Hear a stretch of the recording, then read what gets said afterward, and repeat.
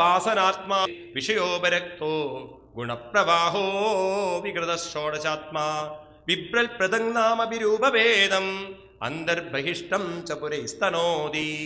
ആ മനസ്സ് അനവധി വാസനകൾ ഉൾക്കൊണ്ട്, തമോ ഗുണത്തിന്റെ വാസനകൾ, രജോ ഗുണത്തിന്റെ വാസനകൾ, സത്വഗുണത്തിന്റെ വാസന, ഇങ്ങനെ 16 വികാരങ്ങളിലൂടെ ഷോഡശ വികാരങ്ങൾ. ഷോഡശ വികാരങ്ങൾ എന്ന് പറഞ്ഞാൽ അർത്ഥം കാമം, ക്രോധം, ലോഭം, മോഹം, മതം, മാത്സര്യം. അതൊരു വശത്ത്. പിന്നീട് അസൂയയുണ്ടാവും മനസ്സിൽ, ദ്വേഷമുണ്ടാവും മനസ്സിൽ, ഭയം, അതുപോലെ സംശയം, അതുപോലെ തന്നെ മറവി, പിന്നെ പിടിവാശി തുടങ്ങിയുള്ള സ്വഭാവങ്ങളൊരു വശത്ത്.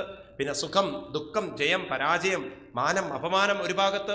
ഇതെല്ലാം കൂടി മനസ്സിനെ ഒരിക്കലും ഈശ്വരിലേക്ക് തിരിയാൻ സമ്മതിക്കില്ല. അതുകൊണ്ട് ഇവിടെ മുതൽ രാജൻ പഠിക്കൂ, കാര്യങ്ങൾ മനസ്സിലാക്കിക്കോളൂ.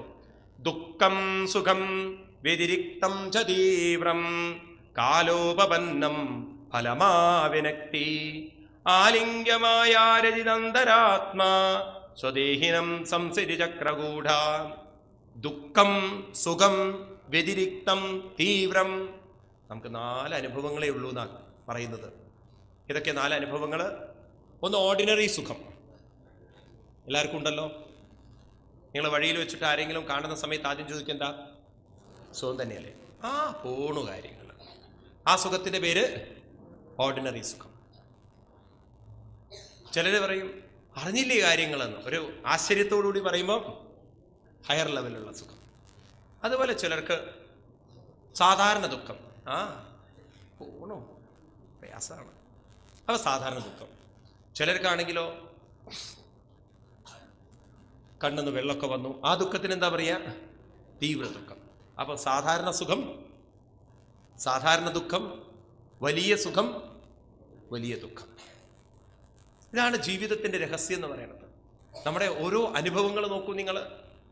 അങ്ങനെ ഓരോ അനുഭവങ്ങളിലും തന്നെയാണ് നമുക്ക് അനുഭവം ഉള്ളത്, അല്ലേ? സാധാരണ സുഖം, വലിയ സുഖം, ചെറിയ സുഖം, വലിയ സുഖം, ഇങ്ങനെ പോകണു ജീവിതം. മനസ്സ് ഇങ്ങനെയൊക്കെയാണ്. അത് അനാവശ്യമായ കാര്യങ്ങളിൽ ഭയപ്പെടും. കുറേ കഴിഞ്ഞാൽ മനസ്സിലാവും ഇതൊന്നും ആവശ്യമില്ലാത്തതായിരുന്നു. പക്ഷെ അത് മനസ്സിലാകുമ്പോഴേക്കും കുറേ സമയമെടുക്കും. അനാവശ്യമായി അത് വെറുതെ വേണ്ടാത്തത് ചിന്തിക്കും, എന്നിട്ട് നമുക്ക് ടെൻഷൻ ഉണ്ടാക്കും. അതിൻ്റെ ആഴങ്ങളിലേക്ക് ഇറങ്ങിച്ചെന്നാൽ ഇതൊന്നും ചിന്തിക്കേണ്ട ആവശ്യങ്ങളൊന്നും ഇല്ല. അത് നിസ്സാരമായൊരു കാര്യമായിരിക്കാം. ജീവിതം എന്ന് പറയുന്നത് അങ്ങനെയാണ്. നമ്മൾ ആർക്കൊക്കെയോ വേണ്ടി ദുഃഖിക്കുന്നു, എന്തിനൊക്കെയോ വേണ്ടി ദുഃഖിക്കുന്നു. അവർക്കൊന്നും നമ്മളെക്കുറിച്ച് യാതൊരു ദുഃഖവും ഇല്ല. ഇത് ഓരോ വീടുകളിൽ നോക്കൂ, മക്കളെക്കുറിച്ച് ചിന്തിക്കുന്നു അച്ഛനമ്മമാർ. ആ മക്കളോട് ചോദിച്ചു നോക്കുക, അവർക്ക് വേറെ പണിയില്ലാത്തതുകൊണ്ടാണെന്ന്.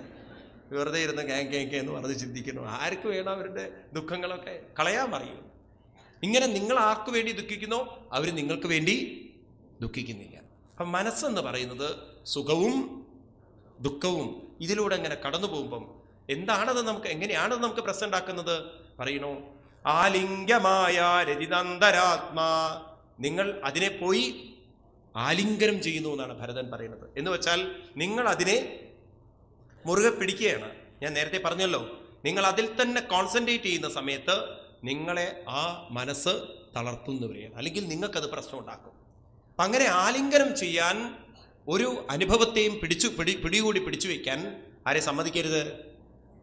മനസ്സിനെ സമ്മതിക്കരുത്. ചിന്മയാനന്ദ സ്വാമികൾ പറയുന്ന ഒരു രസകരമായൊരു ഉദാഹരണമുണ്ട്. അത് വളരെ രസകരമാണ്. അതായത് ഒരിക്കലും ഒരാൾ ഭാര്യയായിട്ട് തെറ്റിയിട്ട് ഉത്തരകാശിയിൽ പോയി എന്നാണ്. ഉത്തരകാശിയിൽ പോയി തപസ് ചെയ്തു ഇയാൾ. അപ്പോൾ ആ സമയത്ത് നവംബർ ഡിസംബർ മാസത്തിലാണ് ഇയാൾ എത്തിച്ചേർന്നത്. ഭയങ്കര തണുപ്പ് എന്ന് പറഞ്ഞാൽ ഭയങ്കര തണുപ്പ്. ഇയാളെല്ലാന്ന് വെച്ചാൽ വേണ്ടത്ര ഡ്രസ്സും ഇല്ല. അപ്പോൾ ഇയാൾ ഗംഗയുടെ തീരത്തിരുന്ന് ഗംഗാദേവി, വൈകുന്നേരം ഗംഗാരതി ഉണ്ട്, ആ ഗംഗയെ നോക്കിക്കൊണ്ട് ഇയാൾ പ്രാർത്ഥിക്കും അത്രേ, അമ്മേ കരുണാമയേ ദേവി, ദേവി എത്രയെല്ലാം കാരുണ്യം ചെയ്യുന്നുണ്ട്, എത്ര ആളുകളോട് കൃഷിക്ക് വെള്ളം കൊടുക്കണോ, അതിന് വെള്ളം കൊടുക്കണോ, കുടിക്കാനുള്ള വെള്ളം കൊടുക്കണോ, എത്ര മഹാത്മാക്കൾ ഇവിടെ തപസ് ചെയ്തിട്ടുണ്ട്. എന്താവോ നിങ്ങളുടെ ആവശ്യം? അമ്മേ എനിക്കൊരേ ഒരു ആഗ്രഹമേ ഉള്ളൂ. എന്താവോ? അമ്മേ എനിക്ക് വേണ്ടത്, എനിക്ക് ശരീരത്തിൽ പുതയ്ക്കാനൊരു കമ്പിളിയില്ല, അതുകൊണ്ട് അമ്മ ഒരു കമ്പിളി എനിക്ക് സംഘടിപ്പിച്ചു തരണമെന്ന്. അദ്ദേഹം ഗംഗയിലേക്ക് നോക്കി, ഒരു കമ്പിളിയില്ല, തിരിച്ചു പോന്നു. അപ്പോൾ ഒരു സ്വാമി പറഞ്ഞു, ഡെയിലി പ്രാർത്ഥിച്ചുകൊണ്ടിരിക്കൂ, അമ്മ ഒരു വഴി ഉണ്ടാക്കി തരുന്നു. ഒരു ദിവസം ഇയാൾ ചെന്ന് പ്രാർത്ഥിക്കുന്ന സമയത്ത് ഇയാൾക്ക് തോന്നി കണ്ണു തുറന്ന് നോക്കാൻ. കണ്ണു തുറന്ന് നോക്കുമ്പോൾ കാണുന്നത് കമ്പിളി ഒഴുകി വരുന്നതാണ് അത്രേ. കണ്ടതും പിന്നെ കാത്തിരുന്നില്ല, അമ്മ അയച്ചതല്ലേ സാധനം, പാർസൽ അപ്പം തന്നെ ചാടി പിടിക്കാൻ വിചാരിച്ചിട്ട് ചെന്ന് പിടിച്ചു എന്നാണ് പറയുന്നത്. പിടിച്ചപ്പോഴാണ് മനസ്സിലായത് ആ കമ്പിളി ഇയാളെ കയറിയൊരു പിടുത്തം. കമ്പിളി ഇങ്ങോട്ട് പിടിക്കേ. പിടിച്ചു കഴിഞ്ഞപ്പോഴാണ് മനസ്സിലായത് അതിൻ്റെ ശരീരം മാത്രമേ കമ്പിളി പോലുള്ളൂ, പിന്നെ അത് കമ്പിളി ആയിരുന്നില്ല എന്ന്. ഈ ഹിമാലയത്തിൽ ഹിമകരടികൾ ഉണ്ടാവുകയും അത് തെന്നി വീണിട്ട് ഒഴുകി വരികയാണ് അത്രേ. അപ്പം അതും പ്രാർത്ഥിച്ചിട്ടാണ് വരുന്നത് ഗംഗയോട്, എന്താ ഏതെങ്കിലും ഒരു പിടുത്തം എനിക്കും തരണേ അമ്മയെന്ന്. അപ്പം ഇയാൾക്ക് കമ്പിളിയും വേണം, കരടിക്ക് പിടുത്തവും വേണം. അങ്ങനെ ഇയാൾ കമ്പിളി പിടിച്ചപ്പോൾ ഇയാളെയും പിടിച്ചപ്പോൾ ഇയാൾക്ക് കമ്പിളി അല്ലാതെ മനസ്സിലായത് ഇയാൾ പിടുത്തം വിട്ടു. പക്ഷേ കമ്പിളി പിടുത്തം വിട്ടില്ല പറയാ. ഇതുപോലെയാണ് നമ്മുടെ മനസ്സ്. നമ്മൾ പിടുത്തം വിടാൻ ശ്രമിച്ചാലും ആ സ്വഭാവങ്ങളൊന്നും പിന്നെ നമ്മളെ പിടുത്തം വിടില്ല. അതുകൊണ്ടാണ് വയസ്സായാലും സ്വഭാവങ്ങൾ മാറാത്തത് നമുക്ക് പലർക്കും. അതെന്നെ സ്വഭാവം നമ്മൾ കൊണ്ടു നടക്കുന്നത്. നമ്മൾ അറിയുന്നില്ല നമ്മുടെ സ്വഭാവം മറ്റുള്ളവർക്ക് ഇറിറ്റേഷൻ ഉണ്ടാക്കുന്നുണ്ട് എന്ന്. അതുപോലും നമ്മൾ ഫൂളിഷ് പലരും അറിയുന്നില്ല പറയാണ്. അതങ്ങനെ നമ്മൾ ആ സ്വഭാവത്തെ കുറേ കാലം കൊണ്ടു നടന്ന് നമ്മൾ വിടാൻ ശ്രമിക്കുമ്പോൾ, പണ്ടൊരു ആള് പറഞ്ഞതുപോലെ സിഗരറ്റ് വലി നിർത്താൻ എന്താ പ്രയാസം, 30 പ്രാവശ്യം ഞാൻ നിർത്തി നോക്കിയതാണ്. 30 പ്രാവശ്യം നിർത്തിയിട്ടും അയാൾക്ക് സിഗരറ്റ് വലി നിർത്താൻ പറ്റിയില്ല. ഇതുപോലെയാണ് മനുഷ്യ മനസ്സ്. അതങ്ങനെയൊന്നും നമ്മളെ ഉയരാൻ അങ്ങോട്ട് പെട്ടെന്നൊന്നും സഹായിക്കില്ല. അതുകൊണ്ട് രാജൻ പോയി ഓരോന്നിലും കെട്ടിപ്പിടിച്ചുകൊണ്ട് അങ്ങ് പ്രശ്നങ്ങൾ ഉണ്ടാക്കുമ്പോൾ അങ്ങയുടെ മനസ്സ് സംസൃതി ചക്രകൂട എവിടെ എത്തുന്നു? ചക്രകൂടത്തിൽ. എന്ന് വെച്ചാൽ പ്രശ്നങ്ങളും പ്രയാസങ്ങളും നമ്മളെക്കൊണ്ട് മറ്റുള്ളവർക്കൊരു ബുദ്ധിമുട്ടായി മാറി നമുക്ക് തന്നെ മനസ്സിലാവണു ഇതല്ല, ഈ സ്വഭാവം മാറേണ്ടതാണ്, ഇതല്ല സ്വഭാവം വേണ്ടതെന്ന്. അപ്രകാരം രാജൻ അപ്പം ഇതൊന്ന് മാറാൻ പറ്റില്ലേ? മാറാൻ പറ്റും. അതിനെന്ത് വേണം? താവാനയം വ്യവഹാര സദാവീ ക്ഷേത്രജ്ഞ സാക്ഷ്യോപവതി സ്ഥൂല സൂക്ഷ്മ താവൻ മനോലിംഗമതോ വദന്തി ഗുണാഗുണത്വസ്യ പരാവരസ്യ. താവാനയം എത്രയും കാലം വ്യവഹാരം, ഈ വ്യവഹാരം അങ്ങക്ക് സത്യമെന്ന് തോന്നുന്നു അത്ര കാലം ഈ ക്ഷേത്രത്തിൽ, ഈ ശരീരത്തിൽ ക്ഷേത്രജ്ഞനായിരിക്കുന്ന, സാക്ഷിയായിരിക്കുന്ന, സ്ഥൂലമായിരിക്കുന്ന ശരീരത്തിന് സൂക്ഷ്മമായിരിക്കുന്ന അപ്രകാരമുള്ള ഭഗവാനെ അങ്ങ് ഒരിക്കലും കാണുകയില്ല രാജൻ. താവൻ മനോ ലിംഗമതോ വദന്തി. അങ്ങക്ക് അങ്ങയുടെ മനസ്സ് ദുഃഖങ്ങളും വിഷമങ്ങളും തന്ന് ഒരു ഗുണത്തിൽ നിന്ന് മറ്റൊരു ഗുണത്തിലേക്ക് പോയി ആ മനസ്സൊരിക്കലും അങ്ങേ ഉയരാൻ സമ്മതിക്കില്ല. അതുകൊണ്ട് ഗുണാനുരക്തം വ്യസനായ ജന്തോ ക്ഷേമായ നൈർഗുണ്യമതോ മനസ്യൽ യഥാ പ്രദീപോ കൃതമർത്തിമസ്നൻ ശിഖാസതൂമാ ഭജതീഹന്യദാസും. അങ്ങക്ക് ഞാനൊരു ഉദാഹരണം പറഞ്ഞു തരാം ഏതുപോലെയാണെന്ന്. അതായത് ഒരു വിളക്ക് കത്തിച്ചു കഴിഞ്ഞാൽ, തിരി കത്തിച്ചു കഴിഞ്ഞാൽ അതിൽ എണ്ണ ഒഴിക്കണം. ഈ എണ്ണ പോലെയാണ് മനസ്സ്. മനസ്സിന് അങ്ങനെയാണ്, എണ്ണയാണ് മനസ്സ്. അപ്പോൾ എണ്ണ എത്ര സമയമുണ്ടോ അത്രയും കാലം ആ തീ കത്തിക്കൊണ്ടിരിക്കും. എണ്ണ തീർന്നു പോയാലോ തീ കെട്ടുപോകും. ഇതുപോലെ മനസ്സ് ചിന്തിക്കും തോറും പ്രശ്നങ്ങളുണ്ട്. അത് ചിന്തകൾ നിന്നു പോയാലോ പ്രശ്നങ്ങളും നിന്നു. ഇതാണ് നമ്മുടെ അനുഭവം എന്ന് പറയുന്നത്. അതുകൊണ്ട് ചിന്തിക്കാതിരിക്കലാണോ പ്രശ്നങ്ങൾക്കുള്ള പരിഹാരം? അല്ല രാജൻ, ചിന്തിക്കാതിരിക്കലല്ല. ചിന്തിക്കാതിരിക്കാൻ മനസ്സിനൊരിക്കലും സമ്മതമല്ല. അപ്പം എന്ത് വേണം? ഒരു ചിന്തയിൽ നിന്നും മറ്റൊരു ചിന്തയിലേക്ക് മനസ്സിനെ കൊണ്ടുപോകാൻ നമ്മൾ പരിശീലിച്ചു കഴിഞ്ഞാൽ ഒരു പ്രശ്നത്തിൽ നിന്നും മറ്റൊരു ചിന്തയിലേക്ക് പോകുമ്പോൾ ആ പ്രശ്നത്തിൽ നിന്നും മനസ്സിന് മാറി നിൽക്കാൻ സാധിക്കും. അത് ഏതിലേക്കാണ് മനസ്സിനെ കൊണ്ടുപോകേണ്ടത്? അതിന് 13ാമത്തെ ശ്ലോകത്തിൽ ഉത്തരം പറഞ്ഞു കൊടുക്കുകയാണ്. ക്ഷേത്രജ്ഞ ആത്മാ പുരുഷ പുരാണോ സാക്ഷാൽ സ്വയം ജ്യോതിരജ പരേശ നാരായണോ ഭഗവാൻ വാസുദേവ സ്വമായയാത്മന്യവദീയമാന. ആരിലേക്ക് ശ്രദ്ധ തിരിക്കണം? ക്ഷേത്രജ്ഞ ആത്മാ പുരുഷ പുരാണോ സാക്ഷാൽ സ്വയം ജ്യോതിരജ പരേശ. ആരിലേക്ക് തിരിക്കണം? ഈ ശരീരത്തെ ക്ഷേത്രമെന്നും ഈ ശരീരത്തിൽ നിറഞ്ഞിരിക്കുന്ന ചൈതന്യത്തെ ക്ഷേത്രജ്ഞനെന്നും.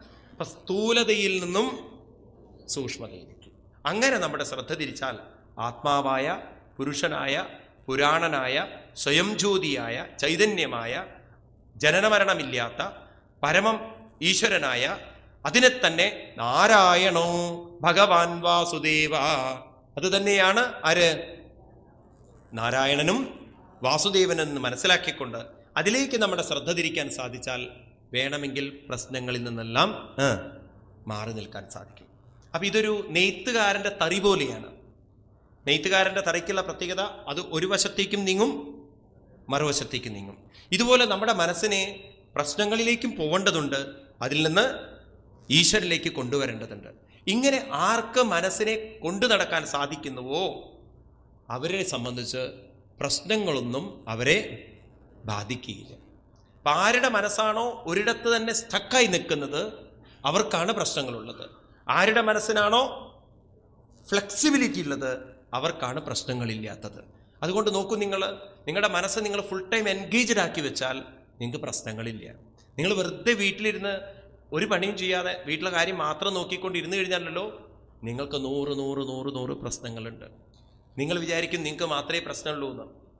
നിങ്ങൾക്ക് മാത്രമൊന്നുമല്ല ലോകത്തിൽ പ്രശ്നം, ഈ ലോകത്തിലുള്ള മൊത്തം ആളുകൾക്ക് പ്രശ്നം. നിങ്ങൾ ഒബാമയോട് ചോദിച്ചു നോക്കൂ, അല്ല പ്രസിഡൻ്റായിട്ടിരിക്കുന്ന ആൾക്ക്, അയാൾക്ക് പ്രശ്നമില്ലേ? നിങ്ങൾ ഇന്ത്യൻ പ്രസിഡന്റിനോട് ചോദിച്ചു നോക്കൂ, അയാൾക്ക് പ്രശ്നമില്ലേ? ഏതൊരാളോട് ചോദിച്ചാലും പ്രശ്നം തന്നെയാണ്. പ്രശ്നമില്ലാത്തവരൊരാളും ഇല്ല. അത് നമ്മൾ പ്രതീക്ഷിക്കുന്ന പ്രശ്നമാവില്ല അവരുടെ പ്രശ്നം. എല്ലാവർക്കും ഉണ്ട് ഓരോ തരത്തിലുള്ള ഓരോരോ പ്രശ്നങ്ങൾ. അതുകൊണ്ട് നിങ്ങളുടെ പ്രശ്നങ്ങൾ മാത്രമാണ് പ്രശ്നം എന്നൊന്നും വിചാരിച്ചിരിക്കരുത്. മനസ്സിനെ ഫുൾ ടൈം എൻഗേജ്ഡ് ആക്കുക. ഒന്നിൽ നിന്ന് എൻഗേജ്ഡ് ആക്കുക. അതിനാണ് നമുക്ക് ഭാരതത്തിൽ നോക്കുക എന്തിനാ ഒരു കുറവുള്ളത്. രാവിലെ എടുത്ത് നാരായണീയം വായിക്കൂ, ഗീത വായിക്കൂ, ഹരിനാമകീർത്തനം വായിക്കൂ, ഭാഗവതം വായിക്കൂ, എത്ര ഗ്രന്ഥങ്ങളുണ്ട് ഇല്ലേ? മനസ്സിന് വേണമെങ്കിൽ എൻഗേജ്ഡ് ആക്കാൻ 100 കാര്യങ്ങളുണ്ട്. അതിന് പകരം നമ്മൾ വീട്ടിലിരുന്നിട്ട് ഇനിയിപ്പോൾ എന്താവോ ചെയ്യുക, ഇനിയിപ്പോൾ ആരാവോ വരിക, ഇനിയിപ്പോൾ ആരാവോ പോവുക, ഇങ്ങനെ ഇരുന്ന് ചിന്തിച്ചാൽ ചിത്തമോരോന്ന് ചിന്തിച്ചിരിക്കവേ ചത്തുപോകുന്നു പാവം ശിവ. അവരാണ് വൈകുന്നേരം ആയാലും ഇങ്ങനെ പാടുക, നരകത്തിൽ നിന്നും. അവർക്ക് നരകമാണ് ജീവിതം. ചില അമ്മമാരുണ്ട് അതങ്ങനെ, എനിക്ക് അറിയില്ല എന്തുകൊണ്ടാണ് അവരങ്ങനെ പാടണു എന്നുള്ളത്. അതാ സമയമുണ്ടല്ലോ, ഭർത്താവ് കയറി വരുമ്പോൾ തന്നെ അയാളുടെ മുഖത്ത് നോക്കി നരകത്തിൽ നിന്നും കരകയറ്റി. ഇവരുടെ ജീവിതം മുഴുവൻ നരകമാക്കിയത് അവരാണെന്നുള്ള വിചാരത്തിലാണ്. അത് ഉറപ്പിക്കുകയാണെന്ന് തോന്നുന്നു ചിലപ്പോൾ. ഇതാണ് സത്യം. അപ്പം അതുകൊണ്ട് നമ്മുടെ ജീവിതം ഒരാളുമല്ല നരകമാക്കുന്നത്. നമ്മുടെ ജീവിതത്തെ നരകമാക്കുന്നത് മനസ്സ് തന്നെയാണ്. അത് അക്സെപ്റ്റ് ചെയ്യാൻ നമ്മൾ തയ്യാറായാൽ ഇനി അടുത്ത പ്രതിവിധി എന്ന് പറയുന്നത് അതിനെ ആരിലേക്ക് നയിക്കണം? ഭഗവാനിൽ. ഫുൾ ടൈം അത് ഭഗവാനിൽ നിൽക്കുന്നില്ല. അപ്പോഴേക്കും ആരെങ്കിലും വരുമ്പോഴേക്കും അവരുടെ അടുത്തേക്ക് പോകും. വീണ്ടും അതിനെന്ത് ചെയ്യണം? ഈ പട്ടിയെ പോലെ ജീവിക്കണം എന്ന് പറയും. പട്ടിക്കുള്ളൊരു ഗുണമുണ്ട്. ആരെങ്കിലും വീട്ടിൽ വന്നു കഴിഞ്ഞാൽ അവനൊന്ന് എണീക്കും, എന്നിട്ട് 2 റൗണ്ടൊക്കെ അടിക്കും, കൂട്ടിലോ അല്ലെങ്കിൽ പുറത്ത് എവിടെയായാലും. പിന്നെ അവർ വേണ്ടത്ര അറ്റൻഷൻ കൊടുക്കേണ്ട പാർട്ടിയല്ലാന്ന് കണ്ടു കഴിഞ്ഞാൽ അതേ സ്പോട്ടിൽ കിടക്കും. വീണ്ടും എന്തെങ്കിലും ശബ്ദം കേട്ടാൽ എന്താ അത് കാര്യം? എന്താ നമുക്ക് ഇടപെടേണ്ട കാര്യമാണോ? കുറച്ച് കഴിഞ്ഞാൽ പട്ടിക്ക് മനസ്സിലാവും ഇത് വീട്ടിലുള്ള ആൾക്കാർ ആ പട്ടികൾ നോക്കിക്കൊള്ളുന്നു, ഈ പട്ടിയുടെ ആവശ്യത്തിനില്ല, ഓക്കെ അവനവിടെ കിടന്നു. ഇങ്ങനെ അവൻ എണീക്കും. അവൻ്റെ കേസല്ലെങ്കിൽ അവൻ അവിടെ തന്നെ കിടക്കും. വീണ്ടും അവൻ്റെ ആവശ്യമാണെങ്കിൽ 2 കുരയൊക്കെ കുരച്ചിട്ട് അവൻ വീണ്ടും വിചാരിക്കും പോട്ടെ. അങ്ങനെ അവൻ്റെ അടുത്ത് കിട്ടുന്ന കേസുകളൊക്കെ അടുത്ത അവൻ്റെ ആളുകൾക്ക് ട്രാൻസ്ഫർ ചെയ്തിട്ട് അവൻ അവിടെ കൂളായിട്ട് കിടക്കും. ഇതുപോലെ നമ്മുടെ മനസ്സിനെ നമ്മൾ എല്ലാറ്റിലും വ്യാപരിപ്പിക്കാനും സാധിക്കണം, അതിൽ നിന്ന് വേർപെടുത്താനും സാധിക്കണം. ക്ഷേത്രജ്ഞനായിരിക്കുന്ന നാരായണോ ഭഗവാൻ വാസുദേവ. ഇതല്ലാതെ മാർഗങ്ങളില്ല പറയാണ്. നോക്കൂ, ഇവിടെ നിങ്ങൾക്ക് മനസ്സിലാവുണ്ടോ അറിയില്ല വ്യക്തമായിട്ട്. നാരായണനായും വാസുദേവനായും ആരെയാ വെച്ചിരിക്കുന്നത്? നിങ്ങളിൽ നിന്ന് അന്യമായൊരു ഈശ്വരനെയാണോ? ആണോ? അപ്പം നമ്മളൊരു അമ്പലത്തിൽ പോകുമ്പോൾ നമ്മൾ ശ്രദ്ധിക്കുന്നത്, നിങ്ങൾക്ക് അമ്പലത്തിൽ പോകുമ്പോൾ പ്രശ്നങ്ങളിൽ നിന്ന് ഒരു സമാധാനം കിട്ടുന്നുണ്ട്. അതെന്താ സംഭവിക്കുന്നത്? നിങ്ങൾ ശ്രദ്ധിച്ചിട്ടുണ്ടോ എന്താ സംഭവിക്കുന്നത് എന്നുള്ളത്? നിങ്ങൾക്ക് നല്ല ശാന്തിയും സമാധാനവും സ്വസ്ഥതയും കിട്ടുന്നതിന് കാരണം നിങ്ങൾ കുറച്ചു നേരത്തേക്ക് നിങ്ങളുടെ പ്രശ്നങ്ങളെ മറന്നിട്ട് നിങ്ങളുടെ ശ്രദ്ധ മുഴുവൻ അവിടെ കത്തിച്ചു വെച്ചിരിക്കുന്ന വിളക്കിലേക്കും അവിടെ അലങ്കരിച്ചു വെച്ചിരിക്കുന്ന ഭഗവാനിലേക്കും തിരിയുമ്പോൾ നിങ്ങൾ നിങ്ങളെ മറന്നു ഭഗവാനെ സ്മരിച്ചു. അതോടുകൂടി ശ്രദ്ധ തിരിഞ്ഞതോടുകൂടി പ്രശ്നവും പോയി. അത് കഴിഞ്ഞ് അമ്പലത്തിൽ നിന്ന് പുറത്തു കിടക്കുമ്പോഴോ നിങ്ങൾ നേരെ വിപരീതം ചെയ്തു. എന്ത്? അവിടെ കണ്ടത് മറന്നു, ഇവിടെ നേരത്തെ കൊണ്ടുപോയത് വീണ്ടും പിടിച്ചു. എന്ത് ചെയ്യാനാണ്? എന്നിട്ട് പിന്നെ അവിടുന്ന് വരുന്ന സമയത്ത് തൊഴുതു 4 അങ്ങോട്ടൊരു സുഖമില്ല. എന്നാൽ കുറച്ചു നേരം ഗുരുവായൂരിൽ തന്നെ നിങ്ങളെ പിടിച്ചിരുത്തിയെന്ന് വിചാരിക്കുക. അവിടെ ആ ഗുരുവായൂരപ്പൻ്റെ മുന്നിൽ ഒരു 10 മിനിറ്റ് ഇരുത്തിയെന്ന് വിചാരിക്കുക. 2 മിനിറ്റ് കഴിഞ്ഞാൽ പിന്നെ നിങ്ങൾ ആരെക്കുറിച്ച് ചിന്തിക്കുന്നറിയോ? പിന്നെ ഗുരുവായൂരപ്പ ഒരുപാട് വിഷമങ്ങൾ അത് പിന്നെ ഗുരുവായൂരപ്പൻ വരെ പോയിക്കോളൂ എന്ന്. അതാണ് അധിക നേരം അവിടെ ആരും നിർത്താൻ സമ്മതിക്കാത്തത്. നിർത്തിക്കഴിഞ്ഞോ അവർ ആ ഗുരുവായൂരപ്പനെ വിട്ടിരിക്കും. പിന്നെ അവരുടെ പ്രശ്നങ്ങൾ, കാരണം മനസ്സിന് അങ്ങനെ ഒരു പ്രത്യേകത ഉണ്ട്. എന്തെങ്കിലും ഒന്ന് സുലഭമായി കഴിഞ്ഞാൽ പിന്നെ മനസ്സത് വില വയ്ക്കില്ല.